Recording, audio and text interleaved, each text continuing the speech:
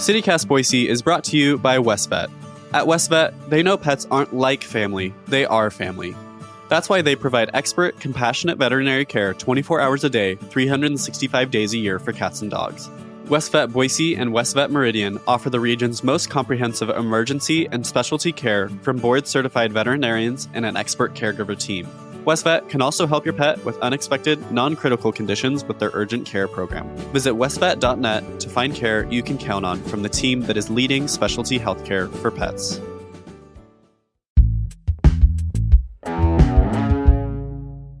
Today on CityCast Boise, lawmakers are back in town for the first day of the session. Will they get the people's business done, or are we in for more petty fighting? Idaho Public Television's Logan Finney and Idaho Statesman reporter Ian Max Stevenson are here to get into it. It's Monday, January 8th. I'm Blake Hunter, and this is what Boise's talking about.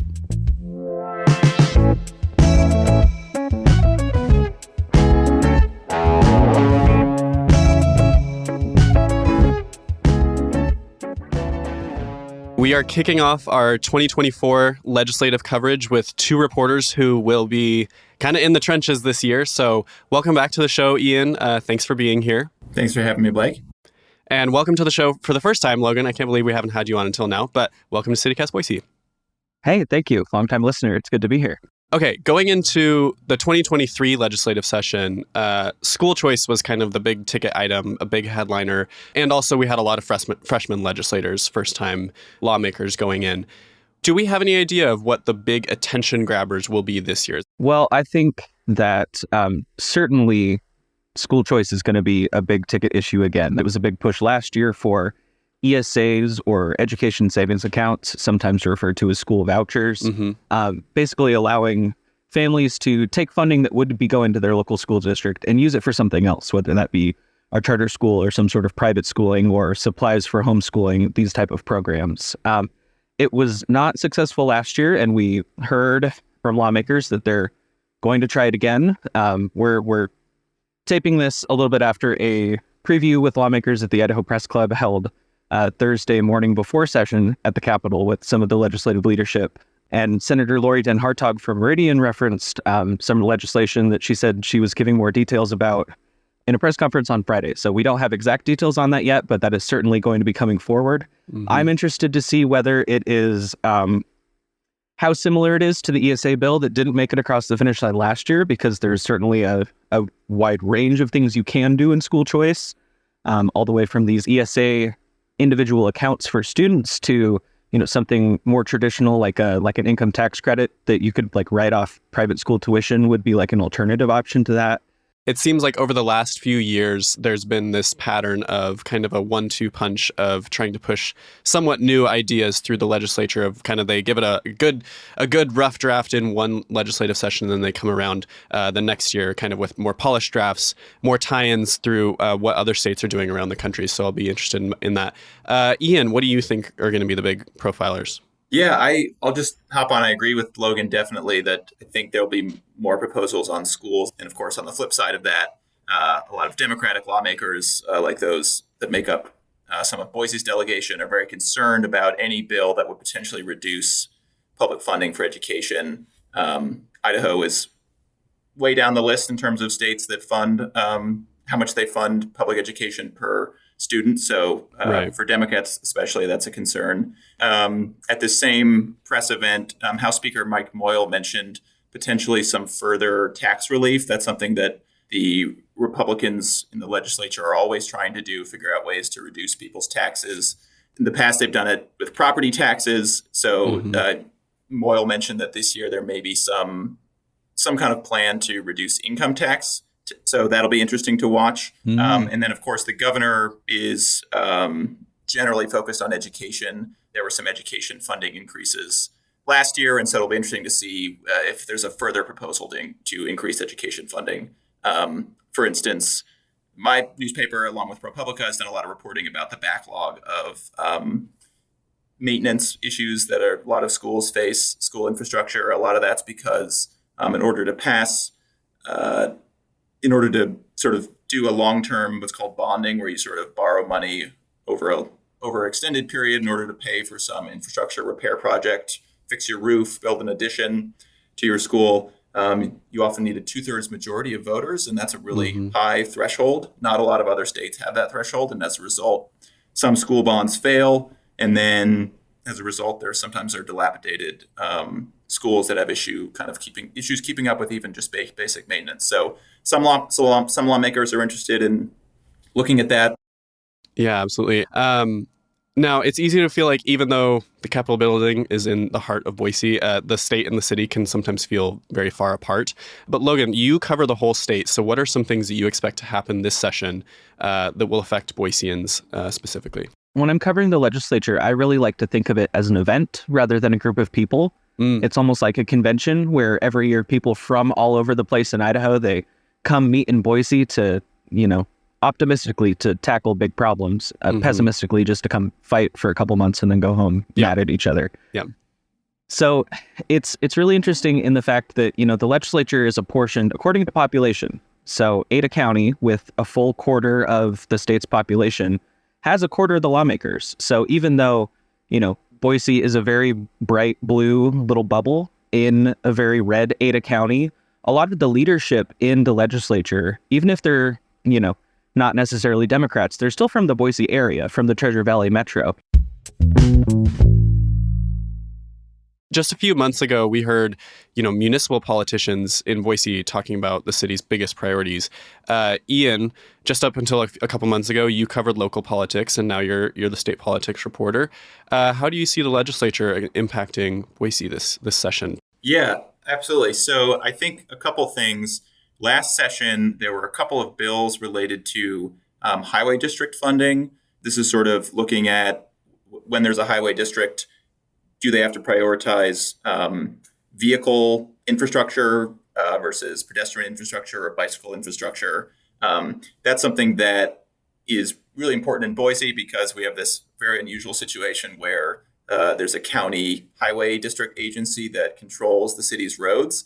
And so it's not city council members generally who are making decisions about roads and the infrastructure actually within the lanes. So some changes there. I think there was concern from the Boise mayor's office and a lot of city council members about how those laws that passed last year might affect bicycle infrastructure projects that they're trying to build out or pedestrian infrastructure that they're trying to improve, especially as there've been a high number of pedestrian and bicycle-related fatal crashes in recent months. So I think as far as I know, it's not totally clear what effect or if there has been really an effect of those bills on specific projects. But that's one thing I'll be watching to see if there are any other proposals in that area. Relatedly, there's, of course, the funding that the city and Salt Lake City missed out on bringing passenger rail back to the area.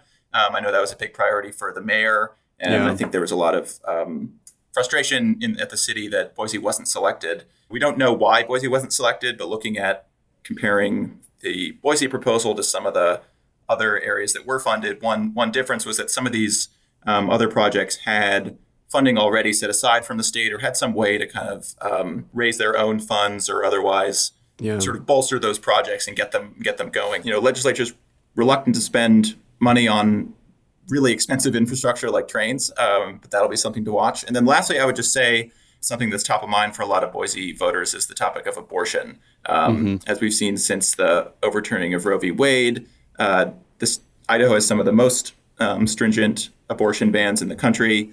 There are a number of ongoing lawsuits, primarily looking at some of the sort of edge cases of situations where a pregnant person, if their health is threatened, which can absolutely happen in a pregnancy, what sort of leeway does their doctor have to get them exemption for that ban? Because written into the law, it's at the moment the exemptions are really for if the mother's life is threatened, if the pregnant person's life is threatened with death, or in specific cases of incest and rape if it's reported to law enforcement. This is something that at the same press event, the House Speaker, Mike Moyle, he said that there have been some discussions about trying to address health issues with people who are pregnant. So it may be the case that we'll see changes to that law, or it may not. Well, we'll have to see. One other thing that is kind of the banner context for this session is that, last year, we had, like I said, we had a ton of first-term legislators coming in to kind of prove themselves. And now in May, they've got to go back home and make sure to tell voters that they prove themselves because they have a May primary election. So this may be a shorter legislative session because they are going to want to go back to their districts and start campaigning. So Logan, the deadline target to adjourn for this session is March 22nd. I know you don't have a crystal ball, but do you think that could happen? I always like to say my job title is reporter, not predictor, so don't hold me to anything. But yeah, I was looking, these timelines that the Legislative Council administrative leadership sets are always optimistic. They hardly ever meet them. But I did go back. I looked last year. They adjourned sine die on April 6th. So that's not, too awfully long. That's the beginning of April. And as you mentioned, this year we've got a primary coming up. And, the timeline that it's about a 2-week period where they actually file the paperwork to officially declare that they are candidates to be on the ballot. And that's, I believe, the first 2 weeks of March. So that'll certainly motivate people to get home and start campaigning. And also, I think it's really insightful that you pointed out how many first-term freshman lawmakers we had, because the 2022 session was the first session after the new census and redistricting and redrawing all these district lines. The legislature had a lot of new faces in it. It was almost, nearly 50% turnover among the whole group. And so a lot of that was, them learning how to be a lawmaker for the first time. It's a lot of work, a lot of new faces, a lot of paperwork. There's a lot that goes into it. And also figuring out the group dynamic. But this session's going to be different. They have a session under their belts. They kind of know who's more conservative, who's more moderate. I can't point to a single region of the state where there's not some county Republican Party having some giant infighting battle right now. And so kind of my prediction is the honeymoon period is over. They're going to get to the Capitol building and be ready to have these big fights and hopefully get it done early. And, part of, a lot of people from across Idaho coming to Boise for a session, a lot of people going back home to campaign. And so fingers crossed things don't get too nasty, and hopefully that doesn't carry over into campaign season. It's one thing to disagree about issues. It's another to bicker and be mean. So, hopefully we can get the people's business done. I love that. Yeah, absolutely. Okay, I have one more question. Is there a legislator that you particularly like to interview, or like a committee that you are particularly interested in this session? Logan, since you're more the veteran here, I'll pick on you first. I spend a lot of my time in the House Revenue and Taxation Committee, which is not a committee I would recommend people spend a lot of time in. It's a lot of, sometimes it's interesting. Sometimes we talk about like whether we should put cigarette taxes on vaping products. That's an issue that might come back this session. True. If you're still on Twitter, you should follow Senator Mark Harris. He's the Senate Majority Caucus Chair. He's a cattle rancher over in Soda Springs. And every once in a while, he'll tweet a picture of just like his cows out on the ranch in the fresh snow. And it's a very refreshing timeline cleanse on Twitter, which can get kind of toxic sometimes. So I appreciate that. Yeah, that's a real welcome to Idaho. Yeah. Ian, do you have a bucket list interview this session? Well, sometimes I'm interested to see how easy or difficult it is to talk to different legislators. There's often a ton going on during the session. People are in multiple meetings at once. So you got to grab people in the hallway. Maybe I'll just mention a committee, the Joint Finance Appropriations Committee, which is better known as JFAC, is where the budgets for the state agencies come through each year. Yeah. So I'll be watching that committee closely to see where taxpayer money's going. Yeah. All eyes on JFAC, as always. I'm glad we referenced that because I wanted to bring it up too. They're quasi-overhauling the budget process, the presentation and writing process. Hopefully, if it goes as intended, it'll help make the session shorter. And maybe it'll help ease some of the higher education issues that you referenced. It's always a fight over the higher education budget, but the budget writer, the chief budget writers, the co-chairs of JFAC at the event last week told us that they are going to be putting forward what they were calling maintenance budgets early in the session. So basically just like what it would take to keep things at the status quo. And then the additional things could maybe be additional bills later on. So maybe it'll give the opportunity for the universities to kind of get, the maintenance budget squeak through and then fight about DEI later on, but that's just kind of conjecture at this point. We'll see how it actually goes. For sure. All right. Well, thank you both for your time. I know that, these next few weeks are going to be pretty hectic for you. How can people keep up with your reporting? Logan, I know that you wanted to talk about something. Certainly. So this is Monday, the first day of the session. We'll have the State of the State address from the governor live on Idaho Public Television, the main channel, the Idaho channel. That'll be at 1 p.m. Mountain Time, noon Pacific. And of course, it'll be on our website at idahoptv.org. You can find all of our reporting as the legislative session gets going at idahoreports.org. Watch our show Friday nights. Follow us on all the social media places. Sign up for a newsletter to get a weekly roundup Fridays of everything going on at the State House. You can find all of those links at idahoreports.org. Awesome. Ian? Yeah. Head over to idahostatesman.com to read our reporting. You can also sign up for Capital Letters, our daily newsletter about the legislature. And you can check me out on Twitter or X, as it's now known, at Ian Max Stevenson. I'll be tweeting out my stories there too. Awesome. Well, thank you both for your time and for your knowledge. And see you around this legislative session. See you around. Thanks, Blake. Thanks, Blake.